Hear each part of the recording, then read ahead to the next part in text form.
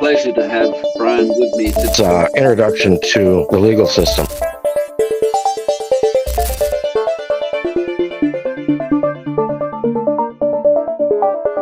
Hey, we have a light rain coming down here in Hawaii, and I want to welcome you to episode 4 of the Fallacy and Idiocracy podcast.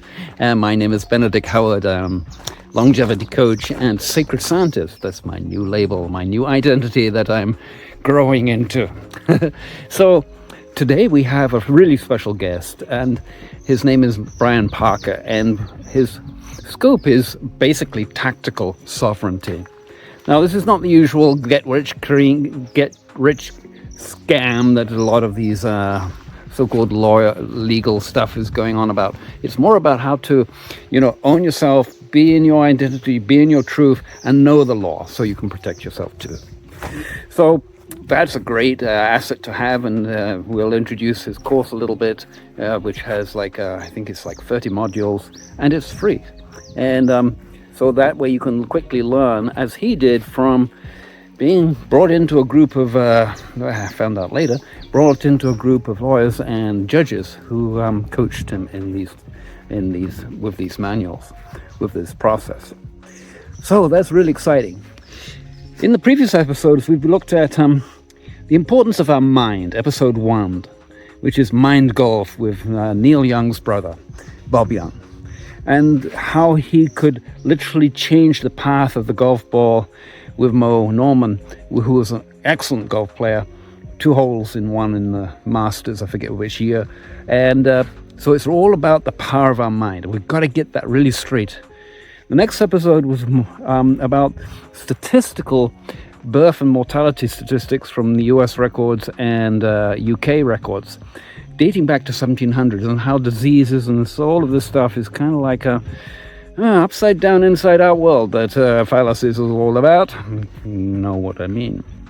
So leading to that upside down, inside out world, medically speaking, we go into the 3rd episode with Christine Massey.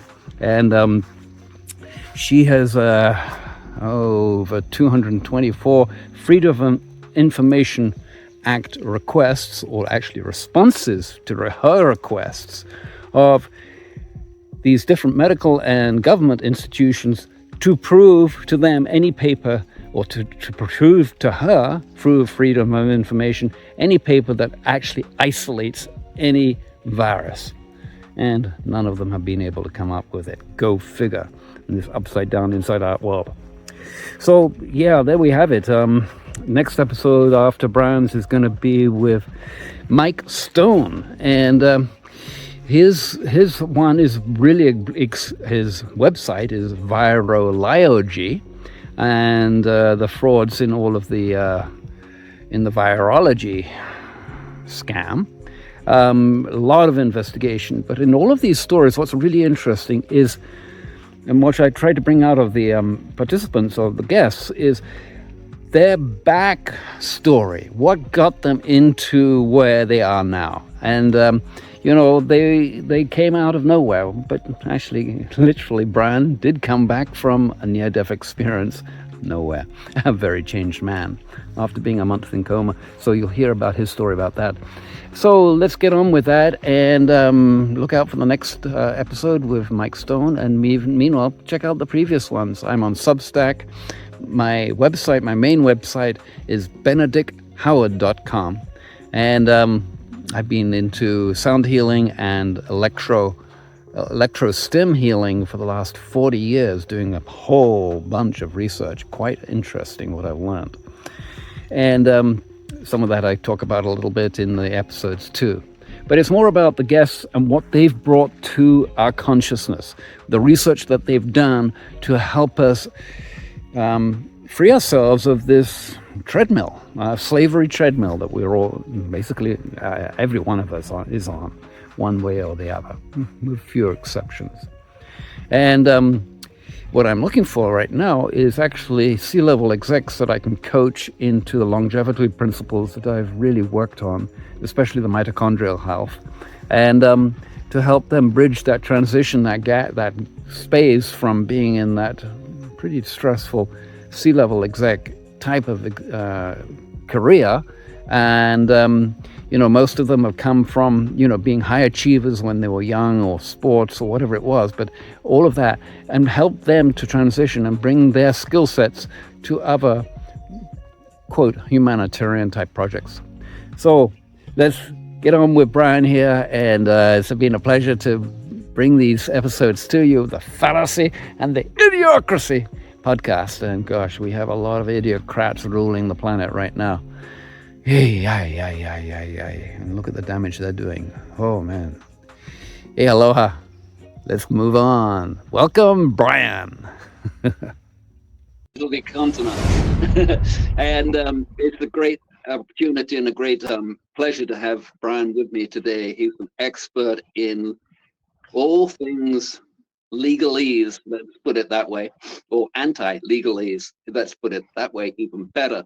And it falls in with the topic of this, of my podcast, Fallacy and Idiocracy, so perfectly. And it's a pleasure to have you here with us today. And Bryan, before I get going with you, I'd just like to really acknowledge you and other speakers that have come in to share, bravely share what few men dare. And it's really solutions for this fallacy and idiocracy bullshit, psychopathic bullshit, and that rules the planet. And I and others have, like Bryan, have been looking at this for, some of us, for decades. And it's really helped.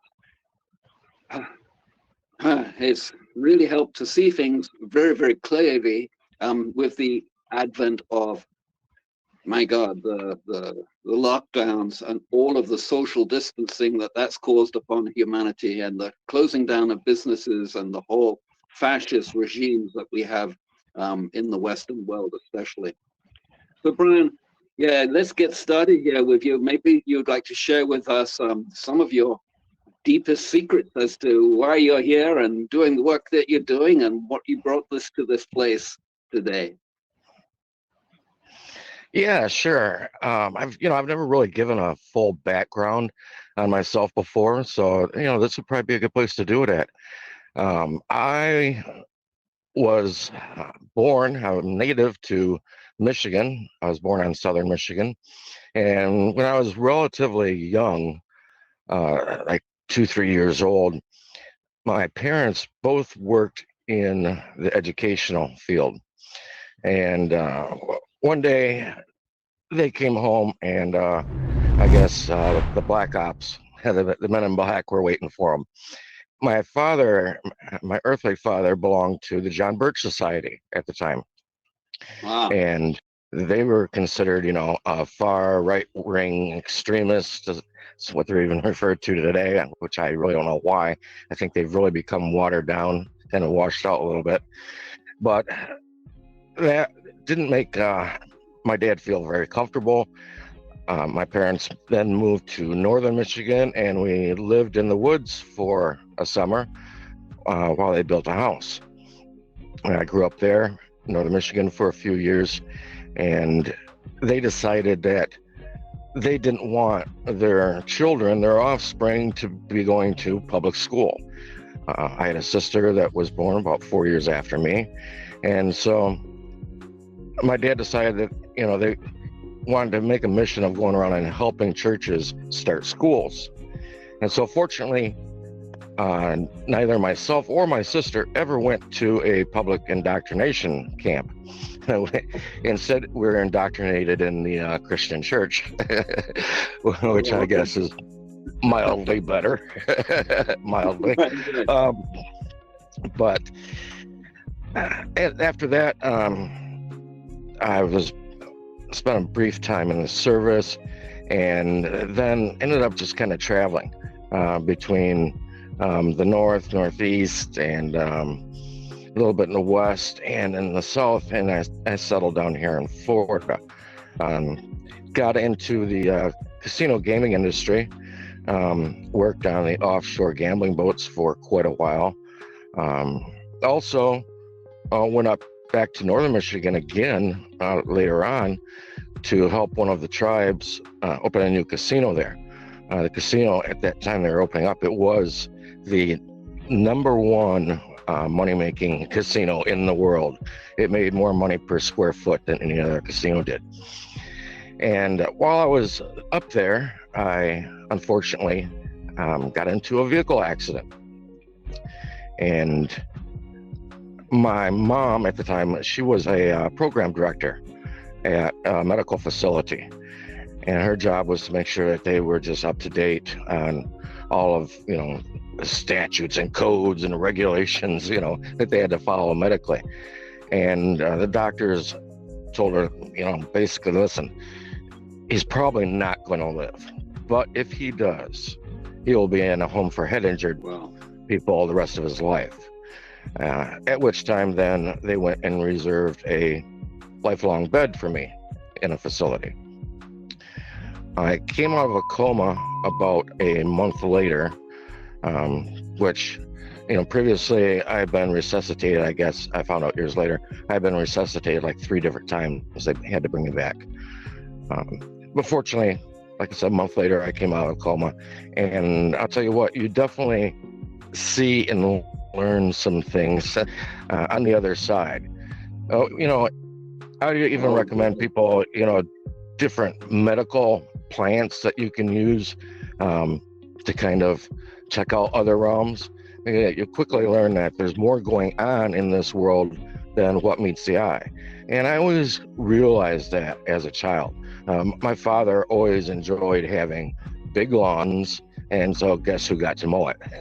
And I spent a lot of time thinking while I was on the lawnmower and thinking about the world around me and seeing everybody living this cookie cutter lifestyle, almost like it was a template that was created for everybody, which it was, as I later learned in doing my research.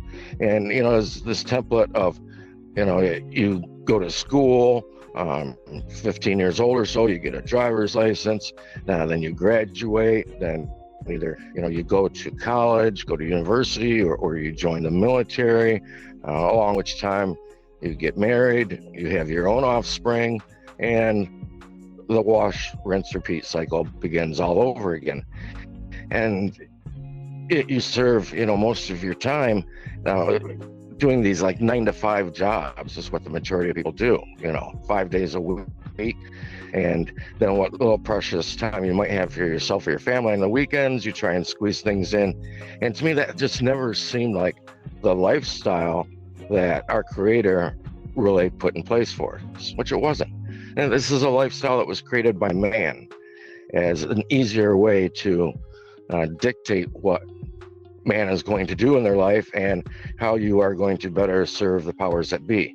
And myself, I just didn't really see that as being a viable choice for my personal life, put it that way. And so I got into eventually studying legal framework, the judiciary, the laws, looking for that nexus. What connects us to the state? What makes the state be able to tell us what we can and can't do and tell us who we are? Quick question. How old were you then? What year are we talking? At what time? When you started the legal research. This is called a vertebra.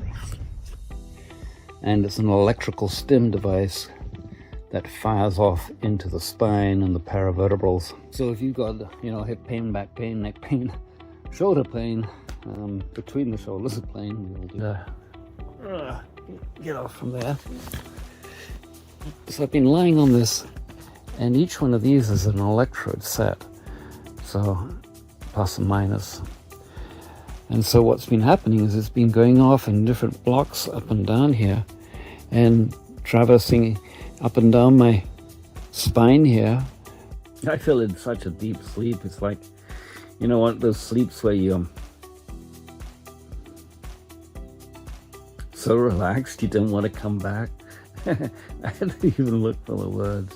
Deeply relaxing, energizing, great for any of the inflammatory diseases. And been using it for over 10 years and with my clients too. So we have different programs with different places to go on the back. And before the screen goes down, in some of these programs, that's program B, which is a 23-minute, C 26-minute, and D, is it? Yeah, 11-minute, and E, which is more of the biofeedback setting, which is a 37-minute, I think it said. We can move where we focus on the back. So if you've got, hip pain, back pain, neck pain, shoulder pain, between the shoulders pain, that's where this can be focused on. So this is called the vertebra. Talk to you later. All right. Well, to backtrack just a little, when I was in the accident and died, I was 27 years old at that time, which is always an interesting year. It seems like a lot of people have a difficulty at 27. Normally famous people, which obviously I'm not. But it was after that I started paying a little more attention, I would say. And probably about 3 or 4 years, maybe after that, I decided to really start looking at things more seriously and research things more seriously, because it became easier to do. I had a girlfriend that told me, if anybody remembers, the old Razor flip phones, I loved my Razor flip phone, and I had a girlfriend that said, Bryan, man, you got to get one of these new phones. It's like having a computer right in your hand, And I told her, I said, no, absolutely not. I am not getting a phone. I said, I see too many people I know at work. They get off work, they start playing games on their computer, and next thing they know, it's 8 o'clock in the morning. It's time to get up and run off to work again, and they've been up all night. I said, no, thank you. I said, besides, I said, if I get a computer, I said, believe me, our whole life is going to change. So I absolutely refuse to get one. So anyway, after I got one, I started doing that research. and did life change? Absolutely, life changed. She said to me towards the end of our relationship, she said, Bryan, I totally agree with everything you're finding. It makes sense. She goes, I know you're right. She said, but you know what? She said, I'm just more comfortable being a slave. And I thought, wow, it takes a lot to admit that. But I think a lot of people, at some point, you have to be faced with that reality. And the reality is that people are more comfortable in their lives. They're more comfortable in their chains than they are with the harsh reality or the harsh truth. Right. That is so true. It's like, I bow down to your girlfriend's realization there, that dumbing down and the slavery that we are prepared to endure. I mean, jabbing needles, soldiers going off to war with Russia and getting slaughtered 4 hours once they get to the front line. It's just unbelievable how we have been trained like dogs or horses or animals to obey the master, and we've become so disconnected from that source that you and I actually are pretty privy to as kids, that clairvoyant aspect of realizing that there's way beyond this physical shell, that actually is all residing out there, and bringing it in.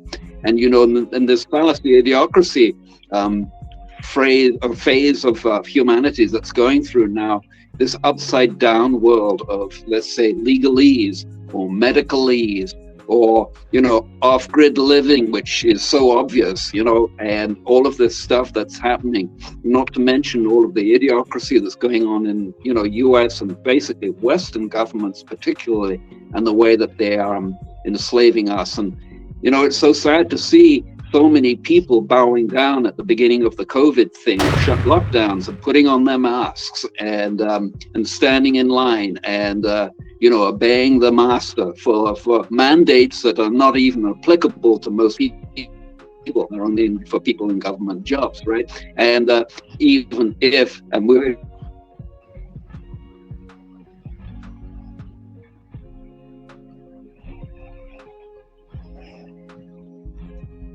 into this, if that law is actually applicable and the way it's being applied to anybody.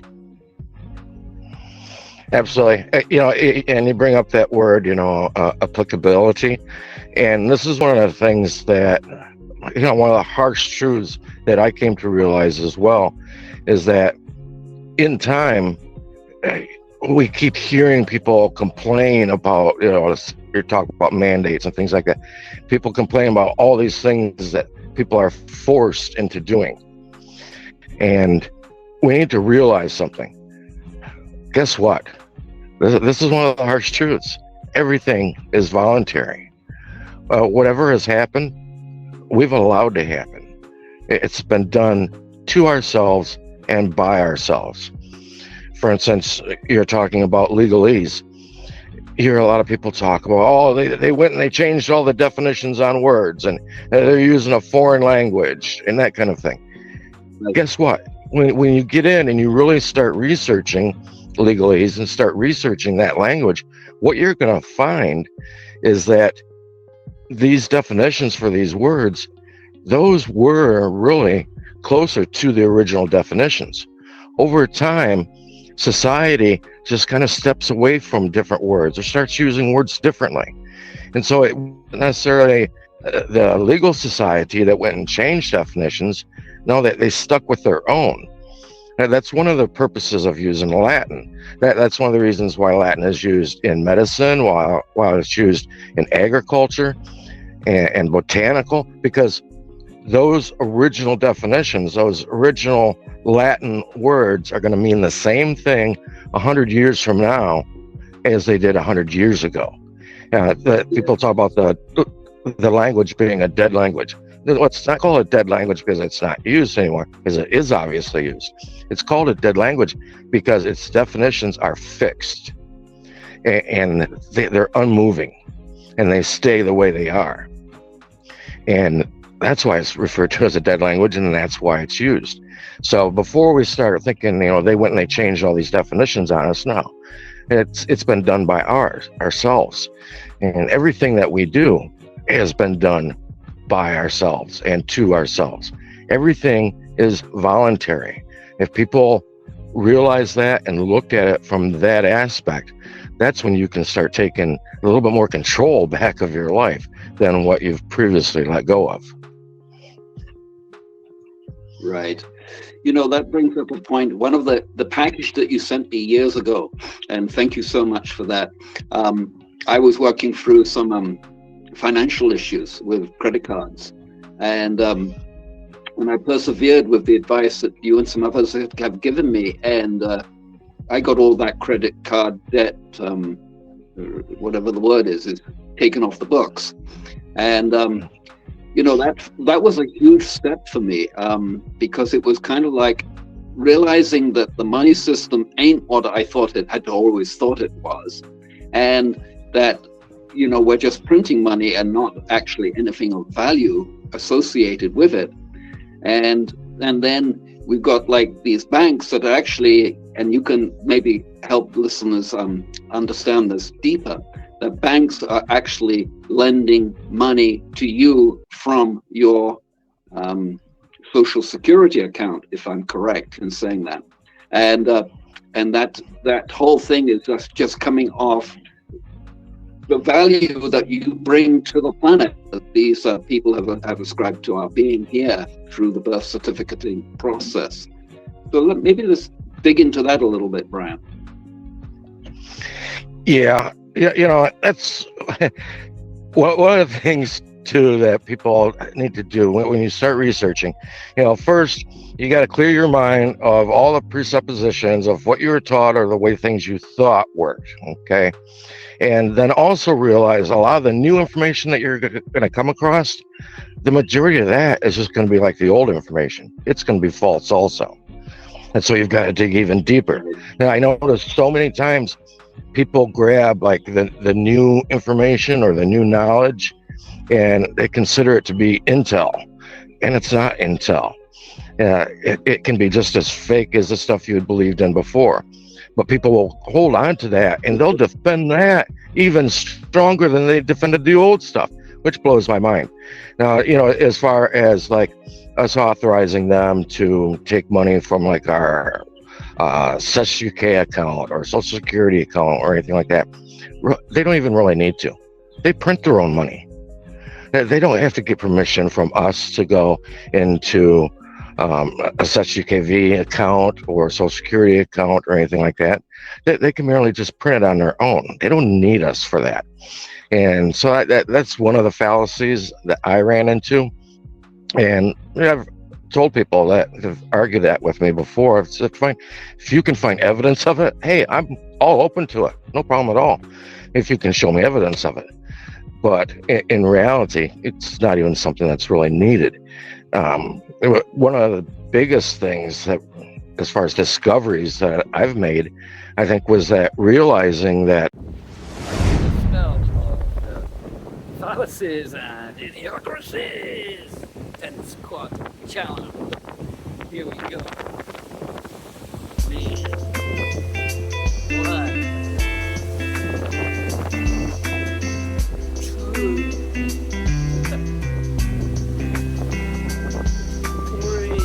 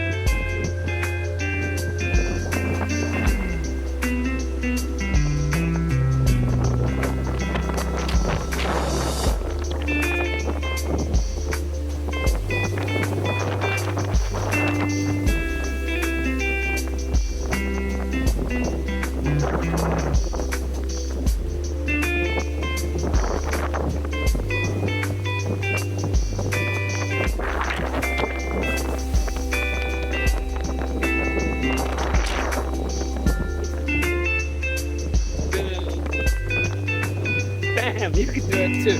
Whoa.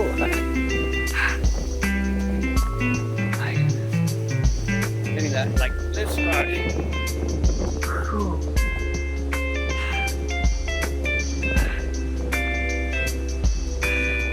Nice. Good thing. you know, this whole one world government and this whole one world money system that we've been warned about all our life, it's already here. And I realized that the last 2-3 years, looking at this pandemic and seeing that it affected every country worldwide, you know, with the exception of maybe who? Sweden, a neutral country? Huh, that's interesting. But I was like, wow, this one world government is already here. Yeah. And same thing with the money system. You know, it's not important what script you're using, whether you're using the British sterling or you're using the United States dollar. That's not what's important. What's important is who furnishes that script. And guess what? All these countries are all being furnished their script by the same entity, the International Monetary Fund. And so guess what? You do have a one world money system also. Right. Already established. Yeah, it's interesting with the BRICS nations coming together now. There's how many? There's 140. No, it's more than 150 or 60 nations that have come together, which are putting together their own kind of currencies as a basket of currencies, which will take them out of the Rothschild banking system completely. And it's interesting to watch those countries, how they're being bombed, and you know, coups in those countries are being orchestrated by the British and the US, and how they're basically squashing down any of that independence. And if you look at the Ukraine-Russian situation there, I've been following that very, very deeply for a long time. And since the outbreak, and it's only recently in the last 2 or 3 months that I've actually spending maybe 2 or 3 hours.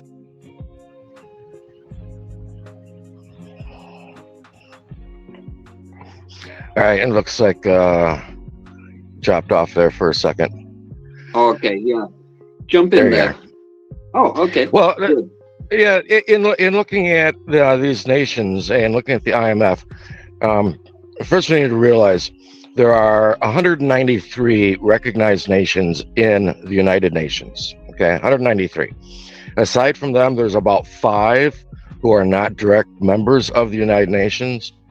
And now these BRICS nations are also members of the UN and also all members of the IMF.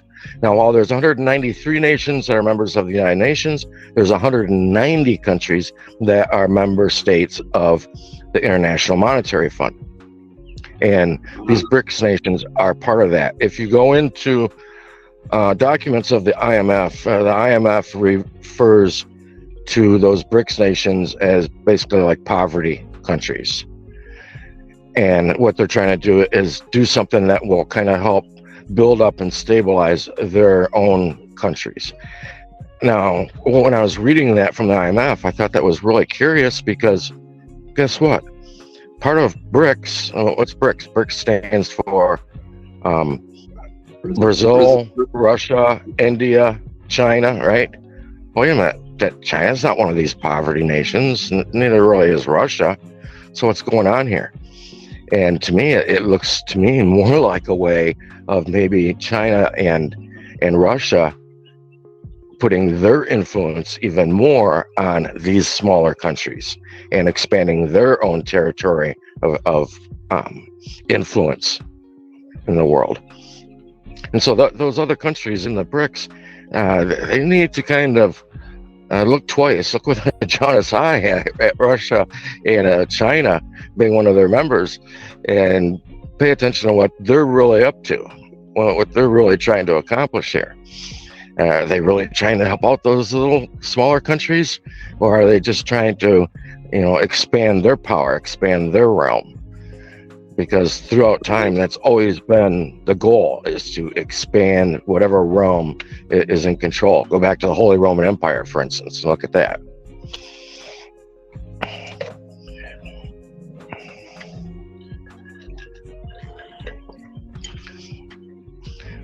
And, if people want to take a couple little rabbit holes to research, I'm wearing a hat here. This is from the movie and game Resident Evil.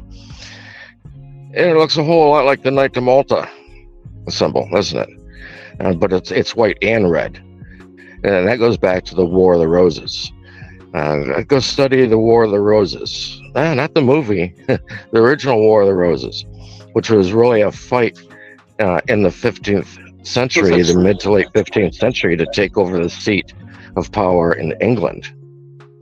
And at the same time, even the shirt I'm wearing, East India Trading Company. Research them. And look at the kind of influence they had. People don't realize that the United States of America, I think people are kind of taught in school, there was nothing here originally. That, the Pilgrims came and then we started wiping out the Indians and we took over. And that's kind of the narrative. When actually, there was already 600-800 people in Jamestown when the Pilgrims arrived here. And the East India Trading Company, they were already here at this time as well. They took over the whole eastern seaboard of what we know of now as the United States of America. And actually that area of this continent was named British North America. So they had the name of Britain on it long before the USA or the Pilgrims or Protestants or whatever you want to name them came along and tried to conquer and take over. And when they came, I mean, that was actually the original the original slavery. They all came here as indentured servants. They all came here using land that was granted to them by the king. Well, hold on. How could the king grant land to them here if there was no USA yet? Well, guess what? That's why it was called British North America. And so guess what? This land was actually settled by slaves. But that's a history that isn't taught. But I definitely recommend people going and exploring that, and because it opened your eyes as to how slavery really did occur, because they already had a template of how to do it. They already knew how to set up indentured servitude, and so they just moved forward with it. There was nothing new. And so if anything, the Revolutionary War was an attempt to get off from under the arm of the king, which is really what the Declaration of Independence was. It was a tort claim against the king. I've been following you on Facebook for many years, Bryan, and I've watched you try to make that logic leap beyond, that quote, which is kind of like, runs something like, "We'll defend to the death what we think we know, even if we know we're wrong," right? And that kind of Right. refers back to what you were saying earlier on. People will come with with the next tidbit of probably CIA indoctrinated news, right? And they will believe in that bullshit even stronger than the stuff before, because they're defending to the death what they think they knew, and even when they know they're wrong.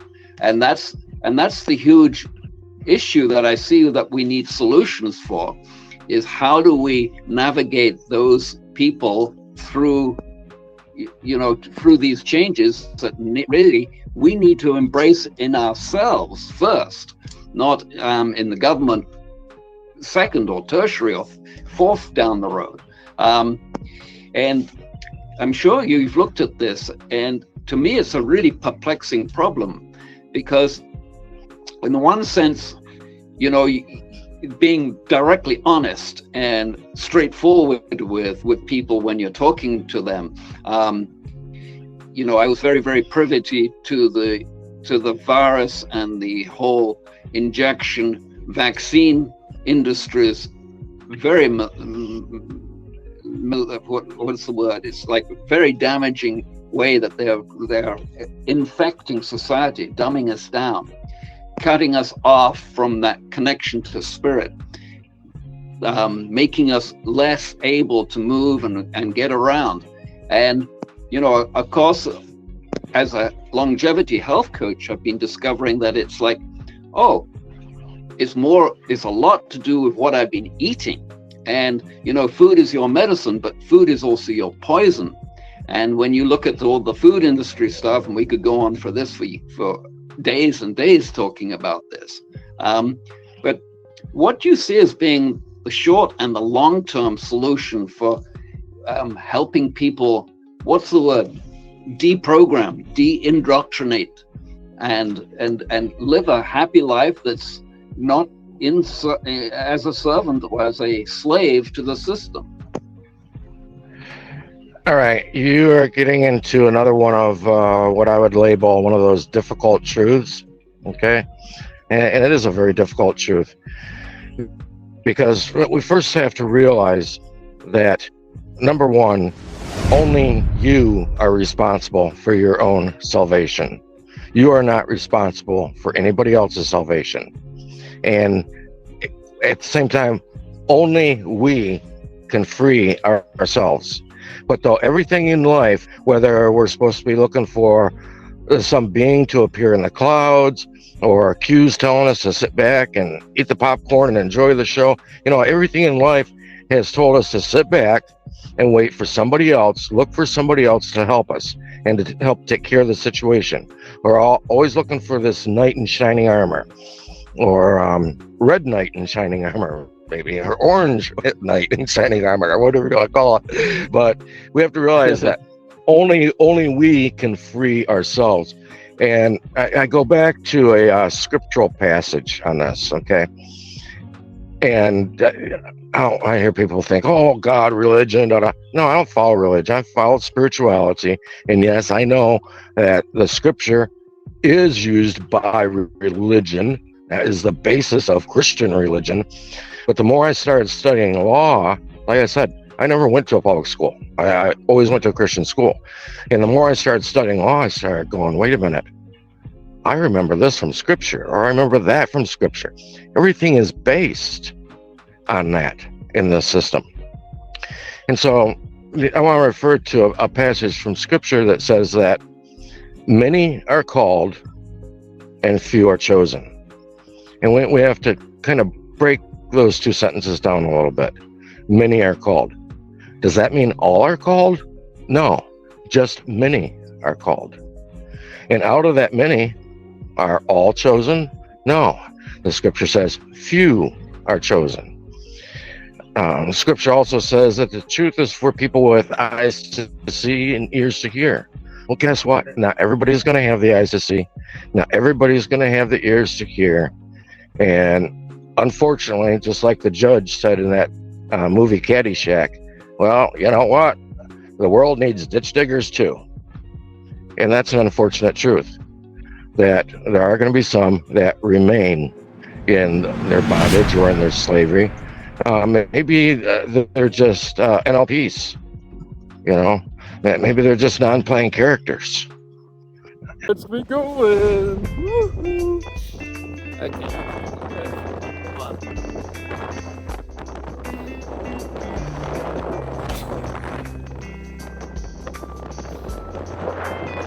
3, 4,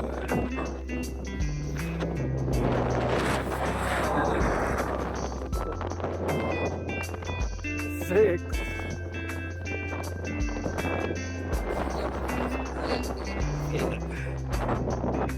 8.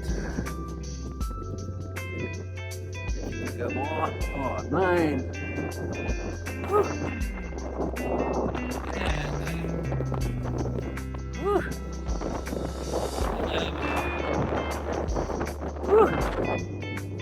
Well,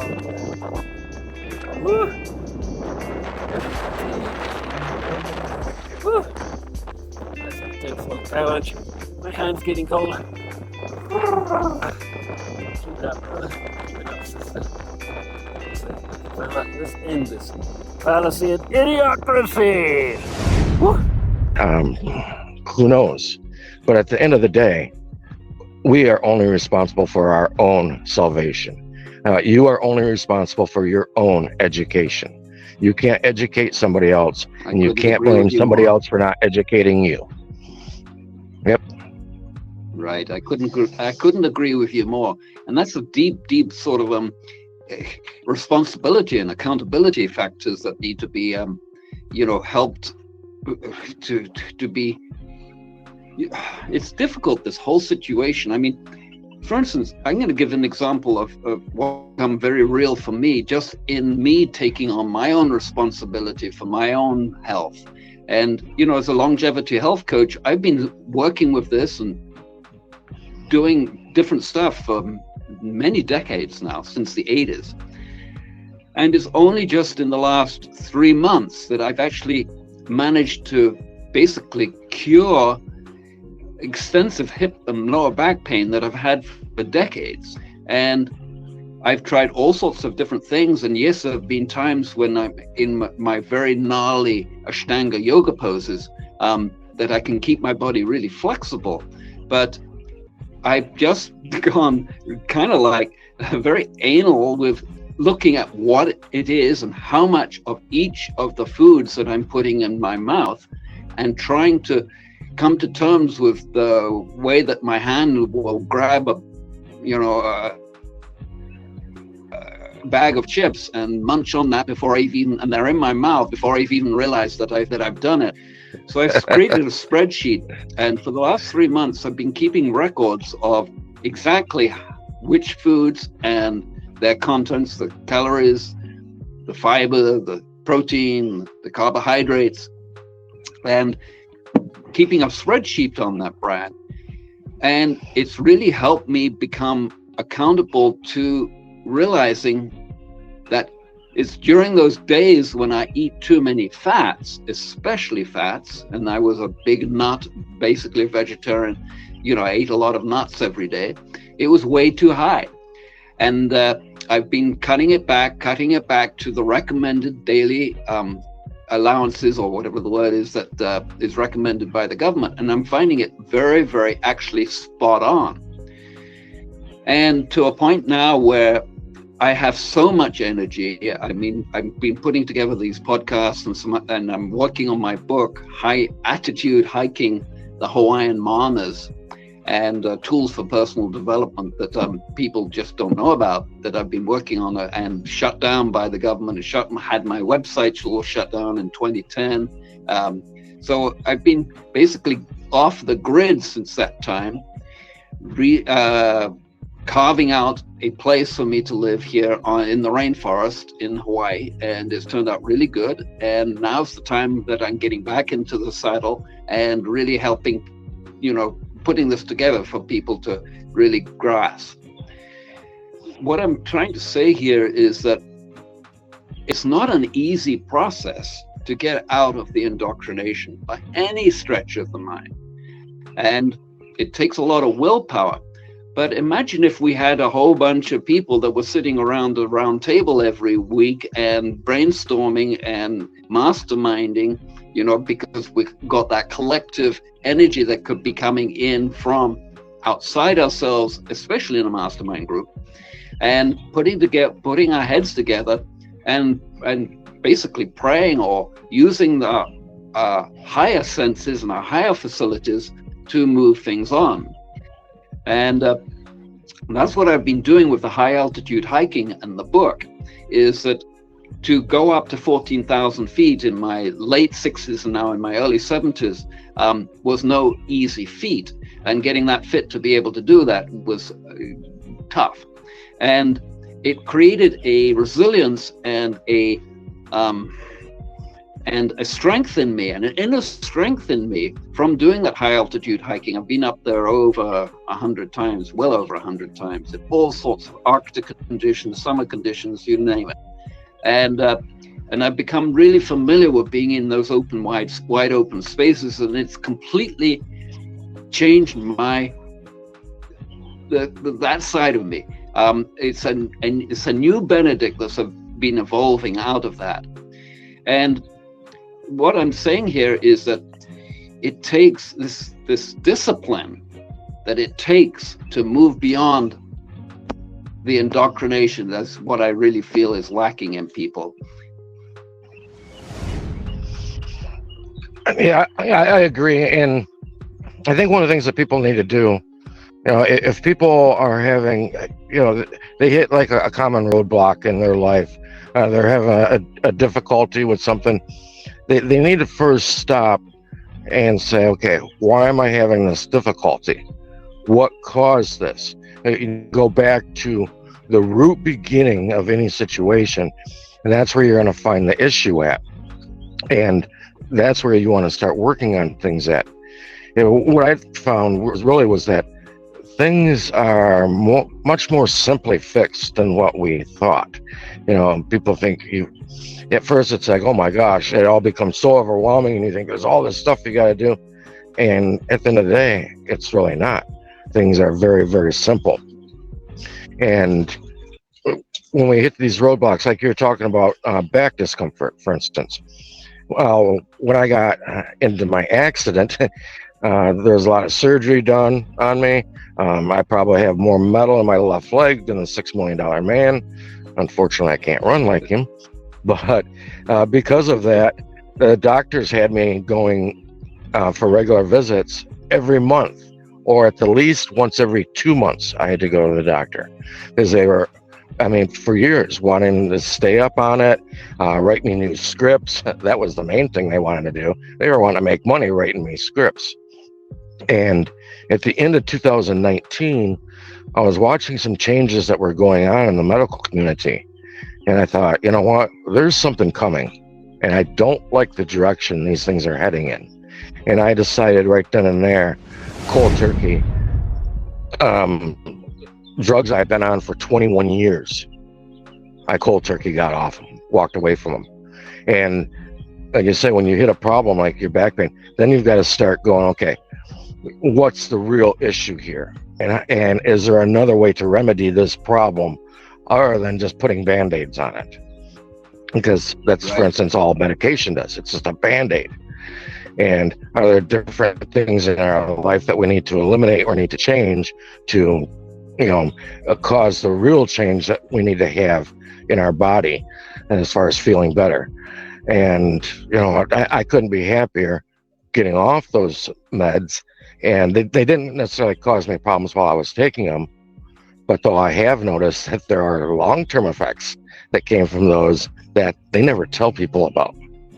And so guess what? Right. That gives you a whole new thing that you've got to go after and cure. I'll use the word cure. In maritime law, there's salvage, remedy, and cure. Those three things. But for some reason, everybody only wants the remedy. They don't want to go all the way to the third stage, which is cure. People should be going after the cure and forget about all these little remedies that they're chasing. Right. They're like the shiny objects, right? That we all get caught up in. Squirrel. Yeah, interesting. Yeah, people are very freaking dazzled with shiny objects. Yeah, totally. Me too. I have to confess. Well, I look at different groups. You talked about Facebook. I looked at different groups in the beginning, and that really kind of set my course when I was starting to research and what I needed to pay attention to. Because when I saw groups where people were trying to show people how the system was organized, how it was set up, and what could be done about it, as compared to a group that said, for instance, send us your birth certificate, you can access millions. Well, guess what? That group would have hundreds of thousands of people in it. They all wanted the shiny objects. They wanted that gold token. They wanted the money. They all want to go after the coin of the realm. Those were the big popular groups. But the other groups that were really giving you an education, yeah, they didn't get quite as much attention. Imagine that. Yeah, imagine that, right? It's the easy money. This is bringing up a really interesting point. In my life, I have never paid any taxes. Since the 80s, since the early 80s, 82 or 83, I've never paid taxes. And what I've realized is that I didn't really want to make that much money either, because that would put me under the radar. And so I lived in my car from years, doing traveling and doing workshops in the sacred geometry and the sound healing work that I was developing back in the late 80s and 90s before I got into the electrical medicines. And what I realized is that people seem to sit around on their asses wanting to do something, but believing that they can't do it because they don't have the funds to do it. Instead of just getting off their asses and making, mistakes, but moving forward with their vision. Because what happens when you move forward with that vision and you keep on reinforcing it, the universe will bring to you the relationships and the money that follows with that. But the relationships in particular that will help you to develop your vision.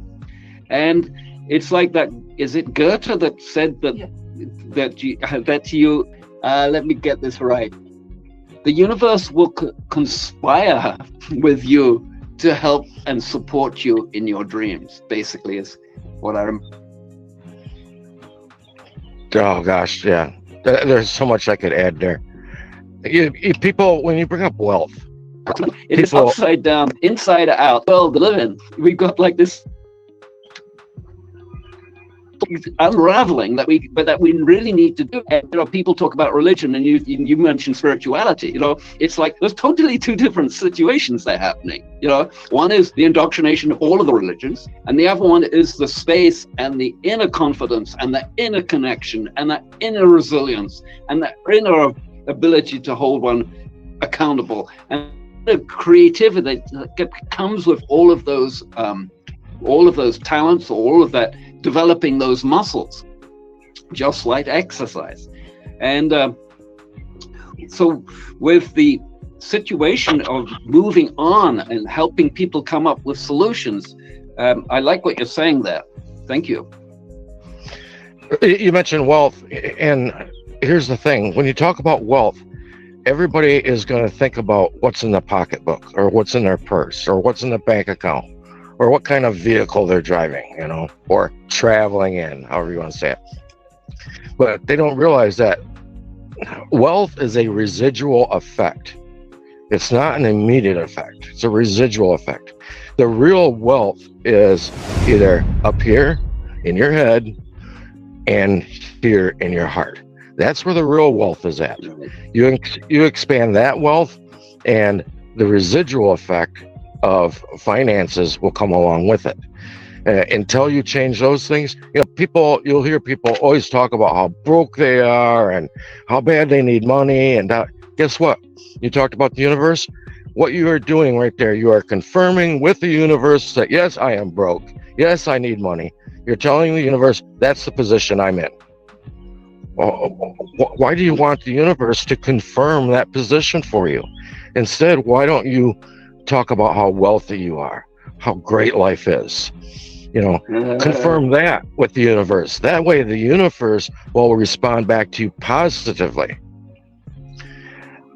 I had a girlfriend a number of years ago that the whole world was against her. Everybody hated her. Everybody was conspiring. And guess what? I'll tell you what. I have never changed so many flat tires in my life. Minimum once a week, I had to change a flat tire on her car. to the point where I ended up just going. I stood and watched the guy plug a tire at the shop and said, "Heck, I can do that." And I went and bought the tools and kept them in the car. And since then, I've always kept them in the car. That way, I can always plug a tire. Because I was tired of taking her tire off and taking it up to the shop at minimum once a week. And so I was like, I'm just going to start taking care of her tire myself. But that was her confirming with the universe as how, she was drawing all this negativity towards her. And what did the universe do? It said, okay, you want negativity. All right. So it just delivered more negativity to her. Right. Exactly. It's like, it's self-feeding, and people don't realize that, well, here's the whole cast, when you look at that negativity, and when you look at the hormonal aspect of that, when you look at the deep resonance that's happening within the biochemical and the electrical chemical way that life is made in our bodies and everywhere else, everything denatures, and it takes us into these, and it drops us down into the zone where we're low on dopamine, we're not sleeping well, we're stressed out at night, we're waking up tired even after a good night's sleep. And it's very, very difficult to get oneself beyond that. But as soon as here's the one thing that I've been discovering, and lots of people know this, of course, is that when we exercise, even if we can't exercise, if we just can do something and get moving, then things start to change automatically in the body, just because we are literally using those muscles, we're using the brain to actually move the body for what it's designed to do, which is to move around. And I've been training for a lot on this, and I don't run, I jog. I jog 4 miles, and my goal now is 4 miles a day, which is roughly in that 10,000 step realm. And every time I do that, I get so bright and starry-eyed. I take an MP3, like a podcast from, say, Huberman, and I listen to the latest science that's going on at that level. Or I take another podcast from, say, Dr. Cohen, who's really a good thinker around the med. So I can really use that time when I'm exercising to really feed my brain with new information, or information that really is targeted for me to sprout forth with, to help others move on and get control of their lives and right the nonsense that's going on for them. Yeah, I don't know who it was that said that once the brain is expanded to a new dimension, it'll never return back to its old state. Right. It's that neuroplasticity, I love learning. I do a lot of learning all the time. And, you know, it's that neuroplasticity that keeps that brain active and consequently affects all of the hormones and the energy systems in the body, simply because you're doing good stuff. You're not sitting in front watching TV and the programming that's coming off from that. Yeah, we have a 10 minutes or so left on our chat today, and again, thank you, Bryan, for coming in. And I would like for you to really promote where people can find you, and what to expect should they find you, and how to prepare for the changes that you are supporting others in making. Introduction to legal research. And it's kind of an introduction to a paralegal class that these ex-judges and attorneys walked me through. And I broke this down into 3 segments of 10 classes each, with a total of 30 weeks. So many things that we should be educated about in our life that are just never taught to us. And guess what? These things may affect you at some point personally. It may affect a loved one. It may affect a friend or two that you have. And so legal information is good to have. And each segment can probably easily take no more than an hour and a half to take care of. But it was something so somebody could do it once a week and kind of get their feet wet and wrap their mind around things. You know, for instance, so many people don't know the difference between a first appearance and an arraignment, you know, or they hear, you know, somebody gets sentenced to 40 years in prison and they get mad because they think they should have been sentenced to life, when they don't understand that life in their jurisdiction might only be 20 years. So, you know, I think this is an important topic for people, and I will drop a link for it down in the description box.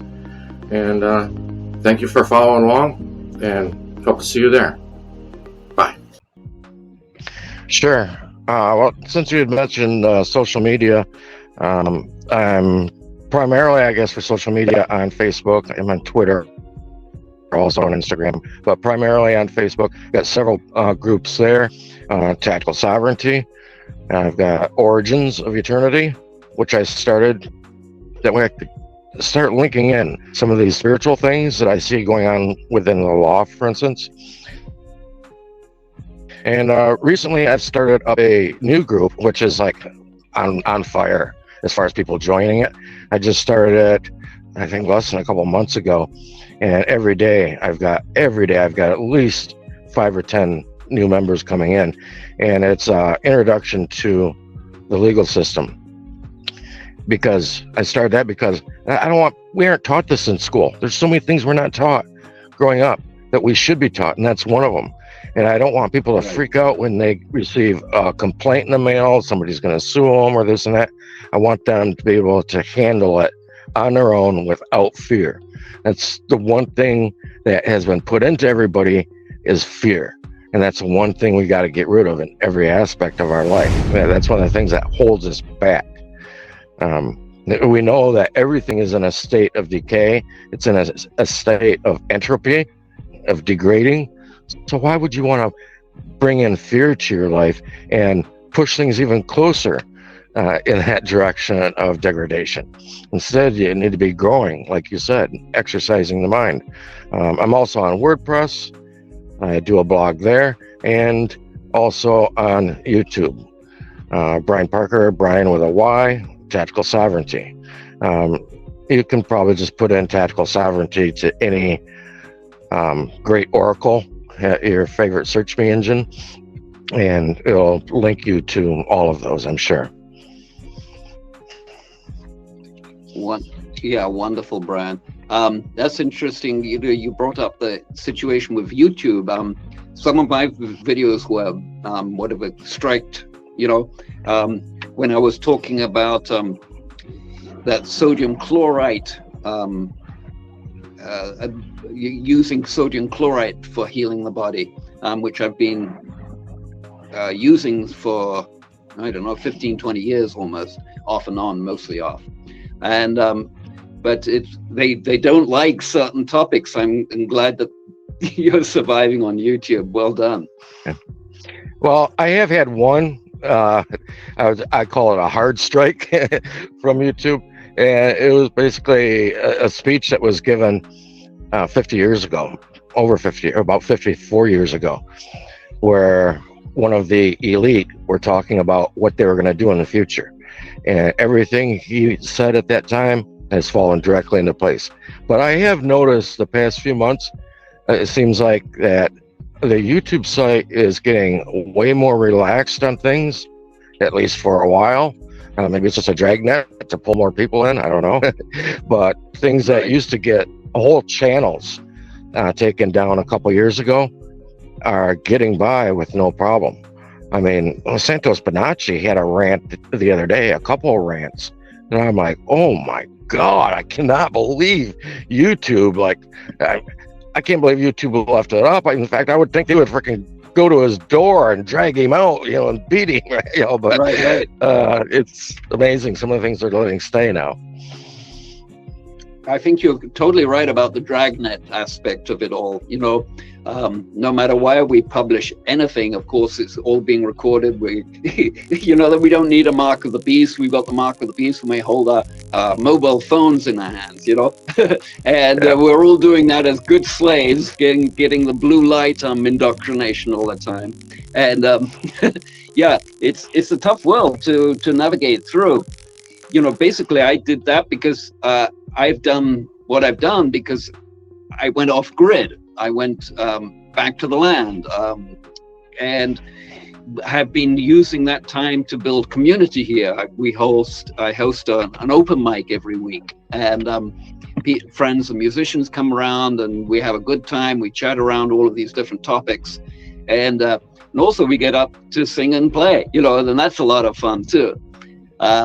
So it's like, oh yeah, I'm glad I'm in my 70s and not in my 20s. You know what? Let me add to that too, because once we realize and see the direction of what they pay attention to and what's happening within the system, one of the things I like to do is kind of use the system against itself. All right. If you're going to go away for part of the day to go do something out in nature or whatever, if you happen to have like a Masonic lodge next to you or a few miles down the road or something, take your phone, put it in a Ziploc bag, throw it under a bush in front of the Masonic lodge, let it ping there for a few hours, and really get them confused. You know what I mean?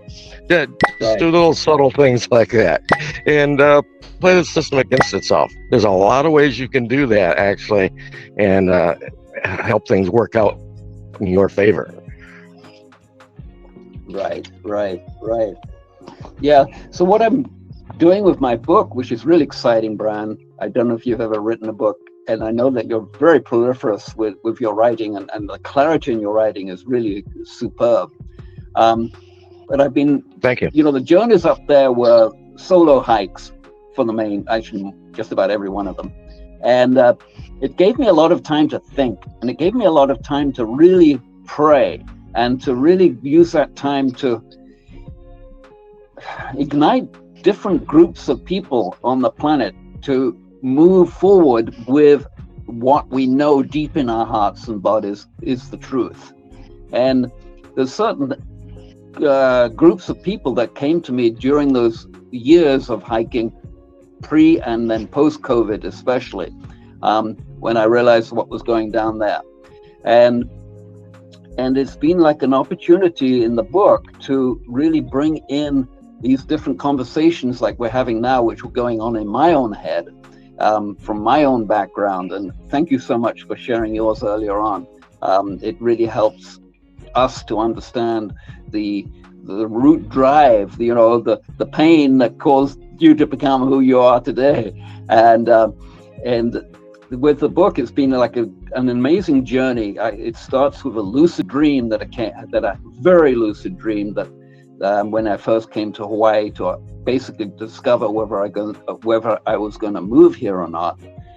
And then I was back here in a month. I sold everything that I had down in Florida and up on the East Coast, and packed up the van and drove it across and put it on the boat, and then got off, and et cetera, et cetera. So it's a big journey coming here. And out of that dream, magic has happened, and so that book is really about that, and which I hope to have published by the end of the year, maybe for Christmas. Let's see if that can make that happen. But notwithstanding, again, let me do a little outro on myself. My website is benedickhoward.com, and that's all I'm going to be using. I've decided to get off the SM, the social media stuff. I will be posting there occasionally, but it will all be directed back to my own site that I own and I control. And those people that are interested, they can come in and, drop me an email, get on the newsletter list, and take it from there. And each episode, of course, when I get to publish it and put it up online and spread that around, they will get announced, those new shows of the fallacy and the idiocracy that we'll be putting together.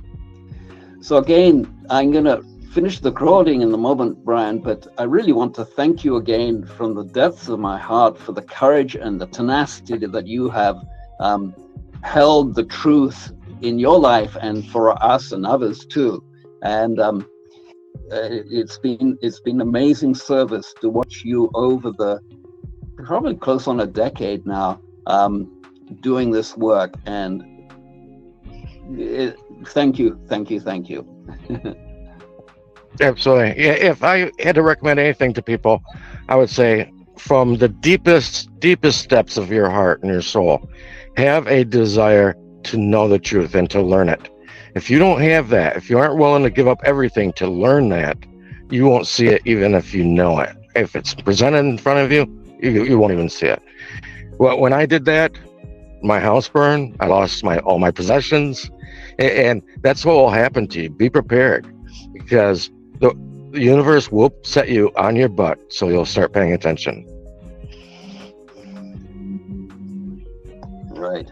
Yeah, and like that Goethe quote, the universe will conspire to support you in your vision.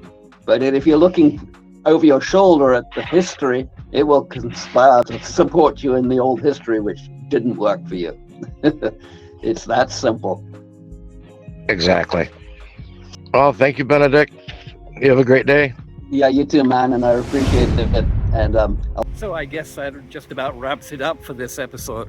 And thanks, Bryan Parker, for coming on in, and Tactical Sovereignty. I found them on YouTube and a couple other places too. Facebook and YouTube. Get on his mailing list.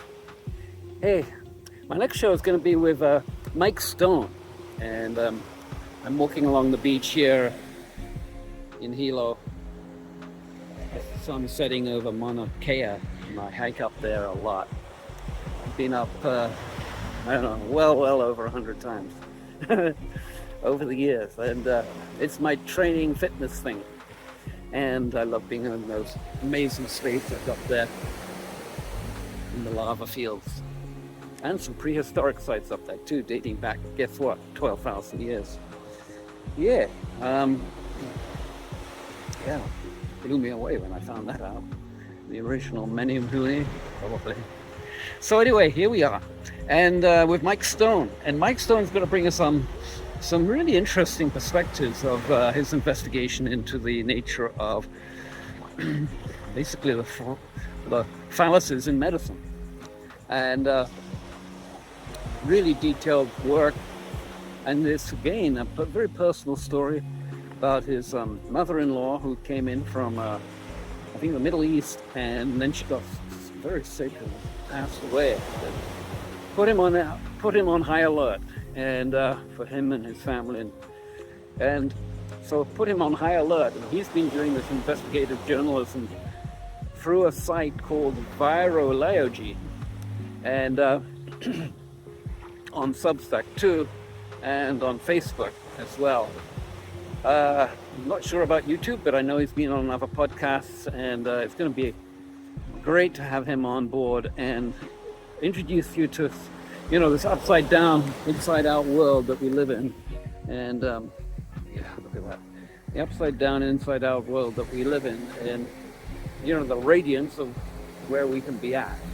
And yeah, thank you, Mauna Kea. You've taught me so much. You've given me so much strength and ability to persevere and deal with those fears and all the anyway, etc. stuff in the training. Little did I know that Benedick would be kind of like reborn out of those experiences and those hikes and Arctic conditions up there, hypothermia one night, New Year's Eve, a few years back, and